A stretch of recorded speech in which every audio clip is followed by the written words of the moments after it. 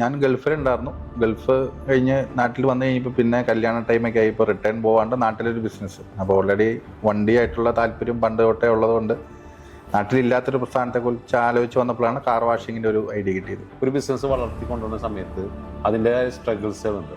ഇതിൽ ഈ ഒരു സ്ട്രഗിൾ ഏതൊക്കെ ലെവലിൽ സ്ട്രഗിളും ഫീൽ ചെയ്തിട്ടുണ്ട്? സ്ട്രഗിൾ ഈ ഒരു ഇൻഡസ്ട്രിയിൽ ഈ പറഞ്ഞ പോലെ ഫസ്റ്റിലെ കോൺഫിഡൻസ് കുറവും കൊണ്ടുള്ള ഒരു ഇതാണ് ഏറ്റവും മെയിനായിട്ട് വന്നുകൊണ്ടിരുന്നത്. സ്റ്റാർട്ട് ചെയ്ത സമയത്തൊക്കെ ഇപ്പം നമ്മുടെ നാട്ടിൽ പുതിയൊരു ഇത് കൊണ്ടേ വരുമ്പോൾ ആൾക്കാർക്ക് അക്സെപ്റ്റ് ചെയ്യാൻ വളരെ ബുദ്ധിമുട്ടുണ്ട്. ഇത് എന്ന് പറഞ്ഞാൽ 2 വണ്ടി അടിച്ച് കഴിയുമ്പോൾ ഒരു പാട് തീർന്നു പോകണം. സ്റ്റാഫ് പറയുന്നു ചേട്ടാ പാട് തീർന്നു, അടുത്ത വേണം, ഓക്കെ ഞാൻ കൊടുക്കും. പക്ഷെ അവിടെയൊക്കെ നമുക്ക് ലോസാണ് വന്നുകൊണ്ടിരുന്നത്. അപ്പോൾ ഇത് എന്താ ഇങ്ങനെ വരുന്നതെന്ന് ഞാൻ പോയി നോക്കുമ്പോൾ എനിക്ക് മനസ്സിലായി അവൻ മെഷീൻ യൂസ് ചെയ്യുന്ന പ്രോപ്പറായ രീതിയിലല്ല.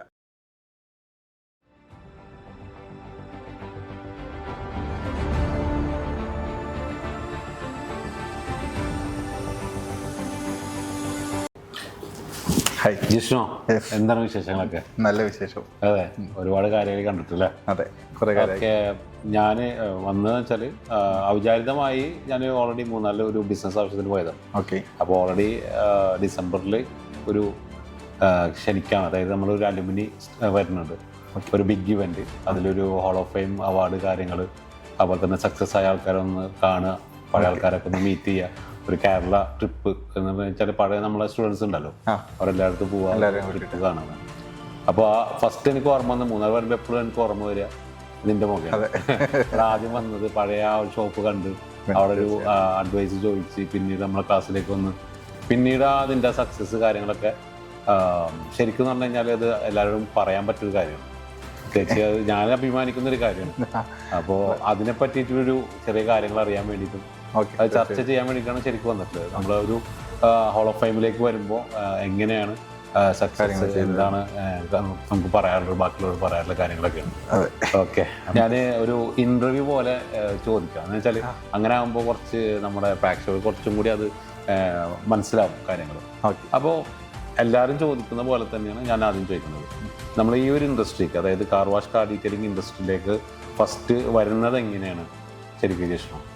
വരാനുണ്ടായ ഒരു സാഹചര്യം എന്ന് പറഞ്ഞു കഴിഞ്ഞാൽ ഇങ്ങനെ ഒരു ഐഡിയ ഉള്ളതില്ലായിരുന്നു. ഞാൻ ഗൾഫിലുണ്ടായിരുന്നു. ഗൾഫ് കഴിഞ്ഞ് നാട്ടിൽ വന്നു കഴിഞ്ഞപ്പോൾ പിന്നെ കല്യാണ ടൈമൊക്കെ ആയി. ഇപ്പോൾ റിട്ടേൺ പോകാണ്ട് നാട്ടിലൊരു ബിസിനസ്. അപ്പോൾ ഓൾറെഡി വണ്ടിയായിട്ടുള്ള താല്പര്യം പണ്ട് തൊട്ടേ ഉള്ളതുകൊണ്ട് നാട്ടിലില്ലാത്തൊരു പ്രസ്ഥാനത്തെക്കുറിച്ച് ആലോചിച്ച് വന്നപ്പോഴാണ് കാർ വാഷിങ്ങിൻ്റെ ഒരു ഐഡിയ കിട്ടിയത്. അപ്പോൾ അത് ഓൾറെഡി എൻ്റെ നാട്ടിലുണ്ട്. പക്ഷേ എങ്കിലും ഏറ്റവും പുതിയ ഞാൻ ഗൾഫിൽ കണ്ട രീതികളൊക്കെ ഫോം വാഷിംഗ് പോലുള്ള അല്ലെങ്കിൽ ഓട്ടോമാറ്റിക് വാഷിങ് അങ്ങനെ ഒരു ഐഡിയയിലെത്തിച്ചിട്ടാണ് നമ്മൾ സ്റ്റാർട്ട് ചെയ്തത്. അങ്ങനെയാണ് നമ്മുടെ ഒരു ഇതിൻ്റെ തുടക്കം കുറിച്ചത്. ഈ തുടക്കം കുറിക്കുമ്പോൾ പലർക്കും ഉണ്ടാകുന്നൊരു കൺഫ്യൂഷനാണ് പേരിടുക, പിന്നെ അതെങ്ങനെ ഒരു നല്ല രീതിയിൽ കൊണ്ടുപോകുന്നതൊക്കെ. അപ്പോൾ അവിടെ ഏത് പേരാണ് ചൂസ് ചെയ്തത്? എങ്ങനെയാണ് പിന്നെ അതിലേക്ക് ഒരു ബ്രാൻഡ് ലെവലിലേക്ക് കൊടുക്കുന്നത്? പേര് എന്ന് പറയുന്നത് ഇതേപോലെ തന്നെ ഒരുപാട് സജഷൻ അങ്ങനെ നോക്കി കൺഫ്യൂസ്ഡ് ആയി. പിന്നെ നോർമലി ഒരു ക്വിക്ക് വാഷ് അല്ലെങ്കിൽ ഒരു സ്പീഡ് വാഷ് അങ്ങനെ നോക്കി വന്ന ഒരു എക്സ്പ്രസ് കാർ വാഷ് എന്ന് പറഞ്ഞിട്ട് അങ്ങനെ ഒരു പേരിലാണ് സ്റ്റാർട്ട് ചെയ്തത്. വാഷിംഗ് ആണ് ഫസ്റ്റിൽ സ്റ്റാർട്ട് ചെയ്തത്, വാഷിംഗ് മാത്രമായിട്ട്. അതിന്റെ പേരാണ് എക്സ്പ്രസ് കാർ വാഷ്. അതായത് അടിമാലിയിൽ നമ്മൾ ഫസ്റ്റ് വാഷിംഗ് കാര്യങ്ങളൊക്കെ സ്റ്റാർട്ട് ചെയ്തത് നമ്മുടെയാണ്. പറഞ്ഞ പോലെ ഏറ്റവും പുതിയ ടൈപ്പ് മെഷീൻസ് വെച്ചുകൊണ്ട് റോബോട്ടിക് അണ്ടർ ബോഡി കാര്യങ്ങളൊക്കെ വെച്ചുകൊണ്ട് ഫോം വാഷിംഗ് നമ്മളാണ് ഫസ്റ്റ് സ്റ്റാർട്ട് ചെയ്തത്.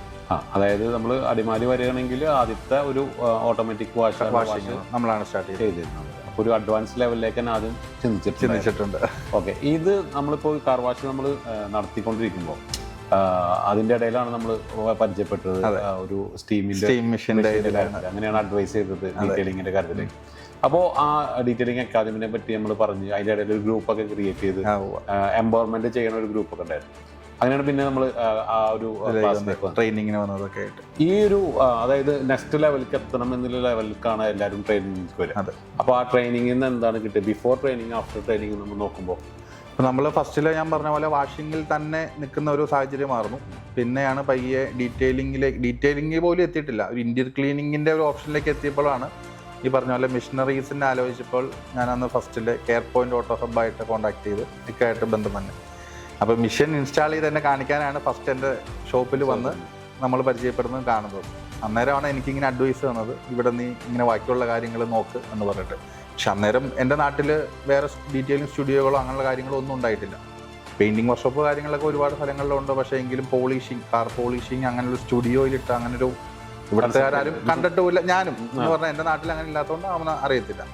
പിന്നീട് ഞാനൊരു ദിവസം അങ്ങോട്ട് വന്ന് അവിടുത്തെ ഷോപ്പ് കണ്ട് എന്ന കാര്യങ്ങളെല്ലാം പറഞ്ഞ് മനസ്സിലാക്കിയിട്ട് പിന്നെ അന്ന് തൊട്ടുള്ള ഒരു ഇതായിരുന്നു എത്രയും പെട്ടെന്ന് ഇവിടെ ചെയ്തെടുക്കണം. അപ്പോൾ അതിന് എനിക്ക് ഡിസൈൻസ് അയച്ചു തന്നു. ഒരുപാട് അന്ന് എനിക്ക് ഡിസൈനൊക്കെ ചെയ്തു. എൻ്റെ പഴയ ഷോപ്പ് എങ്ങനെ മാറ്റി എനിക്ക് അന്ന് ഇതൊക്കെ അയച്ചു തന്നു.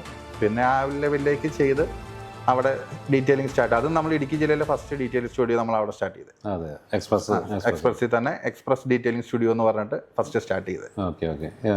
ചോദ്യം ഒന്നുകൂടി ചോദിക്കുക. അപ്പോൾ നമ്മൾ ആ ഒരു ഹിസ്റ്ററിയിൽ നിന്ന് വന്ന് അപ്പോൾ ഡീറ്റെയിലിംഗ് പഠിക്കണം എന്നുള്ളൊരു തീരുമാനത്തിലാണ് നമ്മൾ അത് ഞാൻ ചോദിച്ചത്. ബിഫോർ നമ്മളെ ക്ലാസ് അതായത് അറ്റൻഡ് ചെയ്ത് ആഫ്റ്റർ അതിന് കിട്ടിയിട്ടുള്ള ഒരു കോൺഫിഡൻസ് ലെവൽ എത്രത്തോളം ഉണ്ടായിരുന്നു? അതിൽ ഈ പറഞ്ഞ പോലെ ഇപ്പോൾ വാഷിംഗ് ഞാൻ അത്ര നാൾ ചെയ്തപ്പോൾ കുറച്ച് അതിൻ്റെ കാര്യങ്ങളൊക്കെ മനസ്സിലായി വന്നു. പക്ഷേ ഡീറ്റെയിലിംഗിൽ നമുക്ക് എക്സ്പീരിയൻസോ അല്ലെങ്കിൽ കണ്ട് പരിചയമില്ല. ഒരു കസ്റ്റമർ വന്നാൽ എങ്ങനെ സംസാരിക്കണം, എങ്ങനെ വർക്ക് എടുക്കണം എന്ന് പോലും ഐഡിയ ഇല്ല. അപ്പോൾ ഫസ്റ്റിൽ സ്റ്റാഫിനെ കിട്ടി. പുള്ളിക്ക് കാര്യങ്ങളൊക്കെ അറിയാവുന്നതുകൊണ്ട് കാര്യങ്ങൾ ചെയ്തു വരുന്നു. പക്ഷേ എങ്കിലും കസ്റ്റമർ വരുമ്പോൾ നമ്മളായിട്ടാണ് അവർ കോൺടാക്ട് ചെയ്യുന്നത് അല്ലെങ്കിൽ സംസാരിക്കുന്നത്. അപ്പോൾ ഇത് എങ്ങനെ ചെയ്തത് റെഡിയാവും അല്ലെങ്കിൽ അതിൻ്റെ റേറ്റ് പറയാൻ അതിനൊന്നൊരു ഐഡിയ ഇല്ലാണ്ട് വന്നപ്പോഴാണ് അന്ന് ട്രെയിനിങ്ങിൽ അറ്റൻഡ് ചെയ്ത്. അപ്പം കസ്റ്റമറോട് നമുക്കിതിൻ്റെ കുറച്ച് ഡിഫക്റ്റുകൾ പറയാനും അല്ലെങ്കിൽ ഇത് ചെയ്താലുള്ള അഡ്വാൻറ്റേജ് പറയാനും അതൊക്കെ ആ ക്ലാസ് കഴിഞ്ഞപ്പോൾ നമുക്കൊരു കോൺഫിഡൻ്റ് ആയി. ധൈര്യമായിട്ട് ഇറങ്ങി നിന്ന് പറയാം എന്ന് പറഞ്ഞാൽ ഇപ്പോൾ നമ്മുടെ സ്റ്റാഫ് നമ്മളെ പറ്റിക്കുകയാണെന്ന് പോലും നമുക്ക് അറിയാൻ പറ്റത്തില്ല. കാരണം നമുക്ക് അതിൻ്റെ ഒരു ഐഡിയ വേണം. അവരുപയോഗിക്കുന്ന മെറ്റീരിയൽ ഇന്ന മെറ്റീരിയൽ വേണം, ഇന്ന റേറ്റിലുള്ള വേണം. അപ്പോൾ അതൊക്കെ നമുക്ക് അതിനെക്കുറിച്ചൊരു ഐഡിയ വരാനും പിന്നെ ഈ പറഞ്ഞ പോലെ വർക്കിനെ കുറിച്ചൊരു ഐഡിയ. അപ്പോൾ നമ്മൾ കസ്റ്റമറായിട്ട് സംസാരിക്കുമ്പോൾ കസ്റ്റമർക്ക് കോൺഫിഡൻറ്റ് ഉണ്ടാവും കുറച്ചും കൂടി. അവൻ എന്തെങ്കിലും അറിയാം എന്നുള്ളൊരു ഐഡിയ. അതാണ് ഏറ്റവും കൂടുതൽ കിട്ടി. അതിന് ഫുൾ ചാൻസ് കിട്ടിയതും ആ ഒരു ബേസ് കിട്ടിയതും കംപ്ലീറ്റ് നമ്മുടെ അക്കാദമിയിൽ തന്നെ ലെവലിലേക്ക് വരുമ്പോൾ ഒരു കോൺഫിഡൻസ് ലെവലാണ് തീർച്ചയായിട്ടും ഒരു പഠനത്തോടു കൂടി നമുക്ക് കിട്ടും. ഏതായാലും പഠിച്ച് ചെയ്യുമ്പോൾ അതിൻ്റെതായിട്ടുള്ള തീർച്ചയായിട്ടും അതിൽ ഒരുപാട് വ്യത്യാസങ്ങളുണ്ട്. കാരണം അത് അന്ന് മനസ്സിലായതെന്ന് പറഞ്ഞാൽ എനിക്ക് ധൈര്യമായിട്ട് ഇറങ്ങി നിന്ന് കസ്റ്റമറോട് സംസാരിക്കാൻ പറ്റും. ഇപ്പോൾ ചിലപ്പോൾ കസ്റ്റമർക്ക് ഇതിനെപ്പറ്റി കുറച്ച് അറിയായിരിക്കും. നമ്മൾ പറയുന്ന മണ്ടത്തരാണോ എന്ന് ഒരു വന്ന ആൾക്ക് എങ്ങനെ നമുക്ക് അറിയത്തില്ലോ. അപ്പോൾ നമുക്കിത് ഇതിനെക്കുറിച്ച് അറിവുണ്ടെങ്കിൽ ഓക്കെയാണ്. അപ്പോൾ അങ്ങനെ വരുമ്പോൾ ഒരു കോൺഫിഡൻറ്റ് വന്ന ആൾക്ക് ഇതിനെക്കുറിച്ച് എന്തെങ്കിലും അറിയാമെന്ന് വെച്ചാൽ പോലും അതിലും മുകളിൽ പറയാൻ നമ്മളെ കൊണ്ട് പറ്റും. ഇപ്പോൾ എല്ലാവരും വരുന്നത് യൂട്യൂബിൽ കണ്ട് എന്തെങ്കിലും ഇതിൻ്റെ കുറച്ച് കാര്യങ്ങൾ കിട്ടിയിട്ട് ഇപ്പോൾ ഏറ്റവും കൂടുതൽ ഇവിടെ എനിക്ക് ചോദിക്കുന്ന ചോദ്യമാണ് എത്ര ലെയർ കോട്ട് ചെയ്യുമെന്ന്. അപ്പോൾ അതൊക്കെ നമുക്ക് പറഞ്ഞു കൊടുക്കാനുള്ള ഒരു ഇത് അങ്ങനെയുള്ള കാര്യങ്ങളൊക്കെ നമുക്ക് കാര്യമില്ല. അത് പലപ്പോഴും നമ്മൾ ഷാമ്പൂവിനെ കുറിച്ച് പറയുമ്പോൾ തന്നെ പലർക്കാരും ടീ ഓയിൽ യൂസ് ചെയ്യണത്, സോപ്പ് ഓയിൽ യൂസ് ചെയ്യണത്, എന്താണ് ഷാമ്പൂ എന്ന് പോലും പല ആൾക്കാരും ഒരു വ്യത്യാസം നമ്മൾ മനസ്സിലായി കാര്യങ്ങൾ പഠിച്ച്. അപ്പോൾ ഈ ഒരു ഫീൽഡിലേക്ക് വരുമ്പോൾ പലർക്കും ഉണ്ടാകുന്ന ഒരു ചോദ്യമാണ്, ഇതിൽ ഒരുപാട് പ്രതിസന്ധികൾ ഉണ്ടായിട്ടുണ്ടാവും. അതായത് ഡെവലപ്പ് ചെയ്ത് വരുന്ന സമയത്ത് അതൊന്നും ഈസി ആയിട്ടൊരു കാര്യം നടക്കില്ല. അപ്പോൾ നമ്മൾ പലപ്പോഴും പറയാമെന്ന് വെച്ച് കഴിഞ്ഞാൽ പെട്ടെന്ന് നമ്മൾ ജനിച്ചത് തന്നെ ഒറ്റ ദിവസം കൊണ്ടല്ല, ഒരു 9 മാസം എടുത്ത് ഒരു കാലയളവിലാണ് നമ്മൾ ജനിച്ചെടുക്കുന്നത്. ഇതേപോലെ തന്നെ ഒരു ബിസിനസ് വളർത്തിക്കൊണ്ടുവരുന്ന സമയത്ത് അതിൻ്റെ സ്ട്രഗിൾസുകളുണ്ട്. ഇതിൽ ഈ ഒരു സ്ട്രഗിൾ ഏതൊക്കെ ലെവലിൽ സ്ട്രഗിൾ ഫീൽ ചെയ്തിട്ടുണ്ട് ഈ ഒരു ഇൻഡസ്ട്രിയിൽ? ഈ പറഞ്ഞ പോലെ ഫസ്റ്റിലെ കോൺഫിഡൻസ് കുറവും കൊണ്ടുള്ള ഒരു ഇതാണ് ഏറ്റവും മെയിനായിട്ട് വന്നുകൊണ്ടിരുന്നത്. സ്റ്റാർട്ട് ചെയ്ത സമയത്തൊക്കെ ഇപ്പം നമ്മുടെ നാട്ടിൽ പുതിയൊരു ഇത് കൊണ്ടേ വരുമ്പോൾ ആൾക്കാർക്ക് അക്സെപ്റ്റ് ചെയ്യാൻ വളരെ ബുദ്ധിമുട്ടുണ്ട്. പ്രൈസിൻ്റെ കാര്യത്തിൽ പിന്നെ എങ്ങനെ ചെയ്താൽ അത് ക്ലിയർ ആകും, അല്ലെങ്കിൽ നമ്മൾ ഏറ്റവും പുതിയ ടെക്നോളജി യൂസ് ചെയ്യുമ്പോൾ അതിൽ അഡ്വാൻറ്റേജ് പറയുമ്പോൾ നാട്ടുകാരത് എത്രത്തോളം അക്സെപ്റ്റ് ചെയ്യണം എന്നുള്ള കേസില്ല. അങ്ങനെയുള്ള കാര്യങ്ങളുണ്ട്. പിന്നെ ഡീറ്റെയിലിങ്ങിലേക്ക് വരുമ്പോൾ ഫസ്റ്റിലെ ഒരുപാട് പോരായ്മകൾ വന്നിട്ടുണ്ട്. നമ്മുടെ സ്റ്റാഫ് കാരണം പെയിൻറ് കട്ടിങ് ഒക്കെ വന്ന് അങ്ങനെ പ്രശ്നങ്ങൾ കസ്റ്റമർ വന്ന് പ്രശ്നങ്ങൾ ഉണ്ടാക്കിയിട്ടുണ്ട്. അതൊക്കെ ഒരു മാനേജ് ചെയ്ത് ആ ഒരു ഇതിലേക്ക് എത്തിക്കാനായിട്ട് പറ്റി. ഇപ്പം എന്ന് പറഞ്ഞാൽ കോൺഫിഡൻ്റ് ആണ്, എന്ത് വന്നാലും നമുക്കത് ചെയ്ത് കൊടുക്കാം. പക്ഷേ അങ്ങനെ ഒരു കംപ്ലയിൻസ് ഇപ്പോൾ വരുന്നില്ല. കാരണം ഓൾറെഡി സ്റ്റാഫ് ചെയ്യുന്നത് തെറ്റായിട്ടാണെങ്കിൽ ഞാനത് കാണുമ്പോൾ എനിക്ക് പറഞ്ഞു കൊടുക്കാൻ സാധിക്കുന്നുണ്ട്. അത് അങ്ങനെയല്ല ചെയ്യേണ്ടത്, അങ്ങനെ ചെയ്ത കംപ്ലയിൻ്റ് ആവും എന്ന് പറയാനായിട്ടൊരു കോൺഫിഡൻസ് എനിക്ക് പറഞ്ഞു ഓർമ്മയുണ്ടായിരുന്നു. മുന്നേ ഉണ്ടായിരുന്ന ഒരു പോളിഷ് ചെയ്യുന്ന ഒരാളും രണ്ടാമത് നീ ചെയ്ത് കാണിച്ചു കൊടുത്തപ്പോൾ ഒരു വ്യത്യാസം. അങ്ങനെയുള്ള കാര്യങ്ങൾ ചെയ്യാൻ പഠിച്ചു ചെയ്തു. അതെ, ഞാൻ മിഷൻ പിടിക്കുന്ന ഇതിലൊക്കെ കാരണം ചെരിച്ച് പിടിക്കുന്നു അല്ലെങ്കിൽ ആ ഒരു യൂസ് ചെയ്യുന്ന രീതിയെ കണ്ട് എനിക്ക് പാഡ് ലൈഫ് ഒട്ടും കിട്ടുന്നില്ല. 2 വണ്ടിയൊക്കെ അടിക്കുമ്പോൾ ഒരു പാഡ് തീർന്നു പോകാറും. ഇവർ എഡ്ജിലൊക്കെ കയറ്റി അടിച്ച് പാഡ് തീർത്തപ്പോൾ അത് കാണുമ്പോൾ എനിക്ക് മനസ്സിലായി. ആദ്യമേ ഞാൻ നോക്കുന്നില്ല, ഇത് എന്ന് പറഞ്ഞാൽ 2 വണ്ടി അടിച്ച് കഴിയുമ്പോൾ ഒരു പാഡ് തീർന്നു പോകണം. സ്റ്റാഫ് പറയുന്നു ചേട്ടാ പാഡ് തീർന്നു, അടുത്ത വേണം, ഓക്കെ ഞാൻ കൊടുക്കുന്നു. പക്ഷെ അവിടെയൊക്കെ നമുക്ക് ലോസാണ് വന്നുകൊണ്ടിരുന്നത്. അപ്പോൾ ഇത് എന്താ ഇങ്ങനെ വരുന്നതെന്ന് ഞാൻ പോയി നോക്കുമ്പോൾ എനിക്ക് മനസ്സിലായി അവൻ മെഷീൻ യൂസ് ചെയ്യുന്ന പ്രോപ്പറായ രീതിയിലല്ല. അപ്പോൾ ഇവിടെ ഒന്നുകൂടി പറയാമെന്ന് പറഞ്ഞു കഴിഞ്ഞാൽ നമ്മളൊരു പഠനം നടത്തി കഴിഞ്ഞാൽ അല്ലെങ്കിൽ പഠിച്ചു കഴിഞ്ഞാൽ നമുക്ക് ആ ഒരു എക്സ്പീരിയൻസ് കിട്ടും. നമ്മളെ ഫിനാൻഷ്യൽ ആയിട്ടുള്ള കാര്യത്തിലേക്ക് നമുക്കൊരു എന്താ പറയുക കൺട്രോൾ കിട്ടും. പല കാര്യങ്ങളും എവിടെ തീർച്ചയായിട്ടും നമ്മുടെ ലോസുകളെല്ലാം ഒരു ഡൈല്യൂഷൻ ചെയ്യുന്ന കാര്യത്തിൽ കറക്റ്റ് അല്ലെങ്കിൽ നമുക്ക് പറയാൻ പറ്റും. ഒരു സാധനം പർച്ചേസ് ചെയ്യുന്ന കാര്യത്തിൽ നമുക്ക് പറയാൻ പറ്റും. യൂസ് ചെയ്യണ ഇപ്പം നേരത്തെ പറഞ്ഞ പേടിൻ്റെ കേസായാലും യൂസ് ചെയ്യുന്ന കാര്യത്തിലൊക്കെ നമുക്ക് പറയാൻ പറ്റും. അപ്പോൾ ഓൾറെഡി ഈ ഒരു പ്രതിസന്ധി ഇതുപോലുള്ള പല കാര്യങ്ങളെല്ലാം ഓക്കെ. എങ്ങനെയാണ് ഞാൻ നേരത്തെ ചോദിച്ച പോലെ തന്നെ ഒരു കസ്റ്റമർ എന്നുള്ള ലെവലിലുള്ള മൈൻഡ് സെറ്റും അതുപോലെ തന്നെ ഒരു ഷോപ്പിന്റെ മൈൻഡ് സെറ്റും അറിവില്ലായ്മ കൊണ്ടുണ്ടാവുന്ന പ്രശ്നങ്ങൾ എന്തൊക്കെ എക്സ്പീരിയൻസ് ഉണ്ടായിട്ടുണ്ട് ശരിക്കും? അങ്ങനെ അതാ ഞാൻ ആദ്യം പറഞ്ഞ പോലെ തന്നെ ഈ എന്തെങ്കിലുമൊക്കെ ഒരു കേട്ടിട്ട് വരുന്ന കസ്റ്റമേഴ്സ് ഉണ്ട്. പിന്നെ അതല്ലാണ്ട് റേറ്റിന്റെ കാര്യത്തിൽ ഒരുപാട്, കാരണം ക്വാളിറ്റി പ്രശ്നമാക്കാണ്ട് റേറ്റ് മാത്രം നോക്കി വരുന്ന ആൾക്കാരുണ്ട്. ഒരുപാട് ഇത്, കാരണം നമുക്ക് ഓൾറെഡി നമ്മുടെ ഈ ഒരു ഏരിയയുടെ അങ്ങനെയുള്ള ആൾക്കാർ നോക്കുന്നുണ്ട്. കാരണം അറിവില്ലായ്മയാണ് ഏറ്റവും വലിയ വിഷയം. അപ്പോൾ ഏറ്റവും റേറ്റ് കുറച്ച് എവിടെ കിട്ടുന്നു, ഇപ്പോൾ നമ്മൾ റേറ്റ് പറയും, നമ്മളായിട്ട് കോമ്പറ്റീറ്റ് ചെയ്യാനിരിക്കുന്ന ആൾ നമ്മുടെയൊക്കെ റേറ്റ് ഇപ്പോൾ കസ്റ്റമറോട് നമ്മൾ പറയണം ഒരു 5,000 ഓക്കെ. അപ്പോൾ ജസ്റ്റ് അടുത്ത സ്ഥലത്ത് പോയി എൻക്വയറി ചെയ്യുന്നു, അവിടെ ചെല്ലുമ്പോൾ കൊണ്ടേ കൊടുത്തതിനേക്കാളും മോശം അവസ്ഥയിലായിരിക്കും റിട്ടേൺ വരുന്നത്. അങ്ങനെ ഒരുപാട് അനുഭവങ്ങൾ എനിക്ക് വന്നിട്ടുണ്ട്. എന്നിട്ട് റിട്ടേൺ നമ്മുടെ അടുത്തേക്ക് തന്നെ വരും. ലാസ്റ്റ് ഒരു ഇഷ്യൂസ് അങ്ങനെ ഒരു ഇത് കംപ്ലൈന്റ് ഒക്കെ ആയത്. അപ്പോൾ ഈ പറഞ്ഞ പോലെ എൻ്റെ അടുത്തൊരു നോർമൽ പോളിഷ് ചെയ്ത് ക്ലിയർ ആവുന്ന ഒരു വണ്ടിയായിരുന്നു. അപ്പോൾ അത് നമ്മൾ റേറ്റ് പറഞ്ഞു. അപ്പോൾ കസ്റ്റമർ നോക്കട്ടെ എന്നുള്ള ഇതിൽ ആലോചിച്ച് നിന്ന് വേറെ അന്വേഷിച്ച് ലാസ്റ്റ് ഒരു സ്ഥലത്ത് പോയി ചെയ്തു. പക്ഷെ അത് വണ്ടി ഭയങ്കരമായിട്ട് ഡാമേജ് ആയി. അത് കഴിഞ്ഞ് റിട്ടേൺ എൻ്റെ അടുത്ത് വന്നു വീണ്ടും, ഇതെങ്ങനെ എനിക്ക് പഴയ രീതിയിലേക്ക് എത്തിച്ചു തരാം. അപ്പോൾ അന്നേരം ഞാൻ ചോദിച്ചു ഓൾറെഡി, അപ്പോൾ ഇപ്പം ഇനി ചെയ്യുന്ന എമൗണ്ട് ഓൾറെഡി ഇത്ര എമൗണ്ടിൽ അന്നത്തെ വർക്കിനൊക്കെ കൂടുതൽ വർക്ക് ചെയ്യണം. അന്നൊരു നോർമൽ പോളിഷ് ആണെങ്കിൽ ഇന്ന് 3 സ്റ്റെപ്പ് മെഷീൻ അടിച്ചൊരു കോട്ടിങ് പോലെ ചെയ്താലേ വണ്ടി ക്ലിയർ ആവത്തുള്ളൂ. അപ്പോൾ അന്നൊരു 5,000 തീരേണ്ടത് ഇപ്പോൾ ഒരു 15,000 റേഞ്ചിലേക്ക് എത്തിയിട്ടുണ്ട്. എങ്കിലും വണ്ടി ക്ലിയർ ആവില്ല, ഡീപ് സ്ക്രാച്ചുകളൊന്നും കിട്ടത്തില്ല. അതേപോലെ വണ്ടി കുറച്ച് മോശമായിട്ടുണ്ട്. അപ്പോൾ കാരണം കസ്റ്റമർക്ക് അറിയത്തില്ല. അതേപോലെ തന്നെ കസ്റ്റമർ ചെയ്യാൻ പോയ ഷോപ്പിലെ ഓണർക്കോ അല്ലെങ്കിൽ അവിടെ നിൽക്കുന്ന ആളോ ട്രെയിൻഡ് അല്ല. അപ്പോൾ നമുക്ക് ഈ കോമ്പറ്റീഷൻ നമുക്കൊരു പ്രശ്നമല്ല. കസ്റ്റമർ കല്ല് ക്വാളിറ്റി നോക്കിയിട്ടാണ് വരുന്നത്, നമുക്കുള്ള വർക്ക് വരുന്നു. പക്ഷേ ചെയ്ത് കൊടുക്കുന്നവർ ആ ഒരു ഇത് ബേസിക് എങ്കിലും ഉണ്ടെങ്കിൽ, ഇപ്പം ഞാൻ ഈ പറഞ്ഞ പോലെ വരുന്ന ചെയ്യുന്ന ആൾ അല്ലെങ്കിൽ ലേബർ നമ്മുടെ സ്റ്റാഫിന് വർക്ക് അറിയാമോ ഇല്ലയോ എന്ന് നമുക്കറിയണം ഫസ്റ്റിൽ. അപ്പോൾ അതിന് ഈ പറഞ്ഞ പോലെ നമ്മൾ ഈ ഒരു ഫീൽഡിലേക്ക് ഇറങ്ങുമ്പോൾ ബേസിക് കാര്യങ്ങളും അത്യാവശ്യം ഇതിൻ്റെ കാര്യങ്ങൾ നമ്മൾ അറിഞ്ഞിരിക്കണം. അപ്പോൾ അതിന് എപ്പോഴും ചെയ്തു വരുന്ന ഈ ഒരു സംരംഭം എല്ലാം നമ്മളെപ്പോലെയുള്ളവർക്ക് ഭയങ്കര ഹെൽപ്ഫുള്ളാണ്. അതിൽ വന്ന് ഈ ചെറിയ ഈ പറഞ്ഞ പോലെ 1 ദിവസത്തെ 2 ദിവസത്തെ ക്ലാസ് അറ്റൻഡ് ചെയ്താലും അതിൽ നമുക്ക് അത്ര ഒരു അത് മതി. കാരണം നമ്മൾ ഇറങ്ങി ചെയ്യുന്നില്ല, നമുക്ക് ഇതിന്റെ ഒരു ഐഡിയ കിട്ടിയാൽ മതി, അല്ലെങ്കിൽ ഒരു കോൺഫിഡൻസ് കിട്ടിയാൽ മതി. പിന്നെ മാത്രമല്ല അത്രയും ഒരു വർഷത്തെ എക്സ്പീരിയൻസ് ആണ് അവിടെ ഡെലിവറി ചെയ്യുന്നത്. അപ്പൊ എന്ത് പ്രോബ്ലംസ് ആണ് വരുന്നത്, എങ്ങനെയൊക്കെയാണ് കെയർ ചെയ്യേണ്ടത്, കസ്റ്റമറായിട്ട് കെയർ ചെയ്യേണ്ട കാര്യങ്ങൾ, ഇതൊക്കെ നമ്മൾ ശരിക്കും അവിടെ കൊടുക്കുന്നത്. ഇപ്പോൾ ഒന്നുകൂടി ഡീപ്പായിട്ട് പറയുകയാണെങ്കിൽ പല കസ്റ്റമേഴ്സിനും എന്താണെന്ന് വെച്ചാൽ മൈൻഡ് സെറ്റ് എന്ന് വെച്ചാൽ എവിടെയാണ് കുറവ് കിട്ടുക അവിടെ പോവാന്നുള്ളത്. പക്ഷെ അവിടെ എത്രത്തോളം ആ ആളുകൾക്ക് എത്രത്തോളം അറിവുണ്ട് എന്നുള്ളത് നമുക്കറിയില്ല. എന്നിട്ട് ഒരു 500 രൂപ ലാഭത്തിന് അവിടെ ചെയ്ത് കഴിഞ്ഞാൽ 50,000 രൂപ നഷ്ടത്തിനാണ് പിന്നെ അവിടുന്ന് പുറത്തേക്ക് ഇറങ്ങാൻ വണ്ടി. അത് ഇവിടെ നടന്നുകൊണ്ടിരിക്കുന്ന സംഭവമാണ്. അപ്പോൾ ഇവിടെ സംഭവിക്കണമെന്ന് വെച്ചാൽ ഒന്ന് കസ്റ്റമറിനെ നമ്മൾ ഇൻഫോർമേറ്റീവ് കാര്യങ്ങൾ പറഞ്ഞ് മനസ്സിലാക്കി കൊടുക്കുക എന്നുള്ളതാണ്. എന്താണ് ഈ പറഞ്ഞ കാര്യങ്ങൾ. 2 ഒരു ഓണ്ടർപ്രണർഷിപ്പിലേക്ക് വരുമ്പോൾ ഒരു ബിസിനസ് സ്റ്റാർട്ട് ചെയ്യുമ്പോൾ ആ ബിസിനസ്സിൽ അറിയേണ്ട കാര്യങ്ങൾ കറക്റ്റ് അറിയുക, അവിടെ ആ ചെയ്യുന്ന കാര്യങ്ങൾ കറക്റ്റ് അറിയുക, അവിടെ സ്റ്റാഫിന് അറിവുണ്ടോ അതല്ലെങ്കിൽ അതിൻ്റെ ഓണേഴ്സിന് അറിവുണ്ടോ എന്നുള്ളത് ആദ്യം നമ്മൾ പരിഗണിക്കണം നമ്മളൊരു ബിസിനസ് ചെയ്യാൻ പോകുമ്പോൾ. എന്നാലാണ് കോൺഫിഡൻ്റ് ആയിട്ട് കാര്യങ്ങൾ ചെയ്യാൻ പറ്റുള്ളൂ. ഉദാഹരണം വെച്ചാൽ പാഡ് വെച്ച് ചെയ്യുന്ന ഒരു പരിപാടി പണ്ട് കാലങ്ങളിൽ ചെയ്യുന്ന കൈ വെച്ച് ചെയ്യുന്ന ലെവലിലേക്ക് മാറുമ്പോൾ അവിടെ എന്തൊക്കെ പ്രോബ്ലംസ് വരിക എന്നുള്ളത് പലർക്കും അറിയുന്ന കാര്യമാണ്. മാർക്കിങ് കാര്യങ്ങളും എല്ലാ കാര്യങ്ങളും. അപ്പോൾ അതുപോലത്തെ ചെറിയ ചെറിയ വിഷയങ്ങളെ എത്ര എമൗണ്ട് വ്യത്യാസത്തിലാണ് കസ്റ്റമറിന് നഷ്ടം വരുന്നത്. അപ്പോൾ ആ കസ്റ്റമറിൻ്റെ ഭാഗത്ത് നോക്കിക്കഴിഞ്ഞാൽ കസ്റ്റമർ അങ്ങനെ ചിന്തിച്ചുകൊണ്ടാണ് അവർ ലാഭം നോക്കിക്കൊണ്ടാണ് അങ്ങനെ സംഭവിച്ചത്. അപ്പോൾ ഇവിടെ 2 കൂട്ടരും ഇൻഫോർമേറ്റീവ്, ഞാൻ പറഞ്ഞ നോളേജ് എന്നുള്ള സംഭവം എപ്പോഴും നമ്മൾ ഏത് തരത്തിൽ കിട്ടുകയാണെങ്കിലും ഡെയിലി എന്തെങ്കിലും നമ്മൾ ഇമ്പ്രൂവ് ആക്കണം. നമ്മൾ നിൽക്കുന്ന ആ ഒരു എൻവയോൺമെൻറ്റിൽ എന്ത് നോളേജ് ഇമ്പ്രൂവ് ആക്കാൻ പറ്റും അതെപ്പോഴും പഠിച്ചുകൊണ്ടിരിക്കണം. അത് എവിടുന്ന് കിട്ടണോ അവിടെ പോയി പഠിക്കണം, എവിടുന്ന് അറിവ് കിട്ടുന്നോ അവിടെ പോയി കാര്യങ്ങൾ മനസ്സിലാക്കിയിട്ട് നമ്മളെപ്പോഴും ഇമ്പ്രൂവ് ആവണം. സ്കില്ല് ഇമ്പ്രൂവ് ആക്കണം, നമ്മളെ മൈൻഡ് ഇമ്പ്രൂവ് ആക്കണം, നമ്മളെ ഷോറൂം ഇമ്പ്രൂവ് ആക്കണം. നമ്മൾ 2 വർഷം കാണുമ്പോൾ നമ്മളെ ഷോറൂം താഴത്തോട്ടല്ല പോകേണ്ടത്. 2 വർഷം കഴിയുമ്പോൾ ഇന്ന് ഞാൻ ജിഷ്ണുവിൻ്റെ മുമ്പിൽ ഇരിക്കണ പോലെ അവിടെ വന്ന് കാണുമ്പോൾ ഒരു അത്ഭുതം നമുക്ക് ഉണ്ടാവണം, നമ്മൾ വളർച്ച കാണണം. ഇതാണ് ശരിക്ക് ഇമ്പ്രൂവ് എന്ന് പറയുന്ന സാധനം. അതായത് പഠനം, അത് കറക്റ്റായിട്ട് പ്രൊസീജിയർ ചെയ്യുക, കറക്റ്റായിട്ട് മാനേജ് ചെയ്യുക എന്നുള്ളത്. അപ്പോൾ ഞാൻ ഇപ്പം ഈ പറഞ്ഞ കാര്യങ്ങൾ ഒരുപാട് കാര്യങ്ങൾക്ക് മനസ്സിലായിട്ട് വിചാരിക്കുന്നു. Anyway thanks. ഓക്കെ.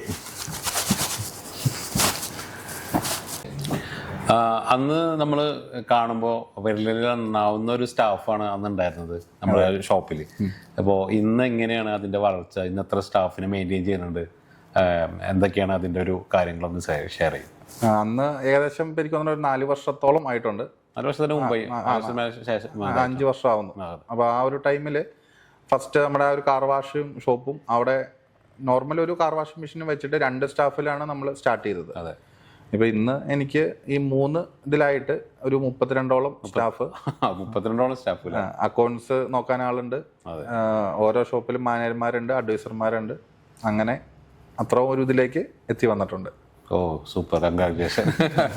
ഓക്കെ, ഒരു വല്ലാത്തൊരു എന്താ പറയാ, നമുക്കൊരു സന്തോഷം ലഭിക്കുന്ന തീർച്ചയായിട്ടും. ഓക്കെ, ഇനി ഇതിലേക്ക് കടന്നു വരുന്നവരൊക്കെ ആണെങ്കിൽ എന്ത് ഒരു മെസ്സേജ് എന്താ കൊടുക്കാൻ പറ്റുകയാണെങ്കിൽ ഇപ്പൊ അത് വളരെ കാര്യം വെച്ചാൽ ഇപ്പൊ സക്സസ് ചെയ്യാൻ പറയുകയാണെങ്കിൽ ഓൾറെഡി നമ്മുടെ ഈ കാണുന്ന പറയുക, നിങ്ങൾ അടിമാലിയിലേക്ക് വന്നു കഴിഞ്ഞാൽ ഈ എക്സ്പ്രസ് കാർ വാഷ്, അവിടെ ഒരു കാർ വാഷ് യൂണിറ്റിൽ നിന്ന് സ്റ്റാർട്ട് ചെയ്ത് ഡീറ്റെയിലിങ്ങിലേക്ക് വന്ന് ആ ഒരു ഡീറ്റെയിലിങ്ങിലേക്ക് വന്നതിന് ശേഷം ഗാരേജ് 68 എന്നുള്ള നമ്മുടെ അടിമാലിയിലെ ഷോപ്പിലേക്ക് വരികയാണെങ്കിൽ ഇന്ന് അവിടെ ഒരു പെയിൻറ്റിങ്ങിൻ്റെ റിസ്റ്റോറേഷൻ, അലൈൻമെൻ്റ് ആണെങ്കിലും ഗാരേജ് വർക്ക് ആണെങ്കിലും പല രീതിയിലാണെങ്കിലും ഔട്ട്സൈഡ് ഇന്ത്യ എന്നുള്ള ലെവലിലേക്ക് കോൾ വരുന്നു.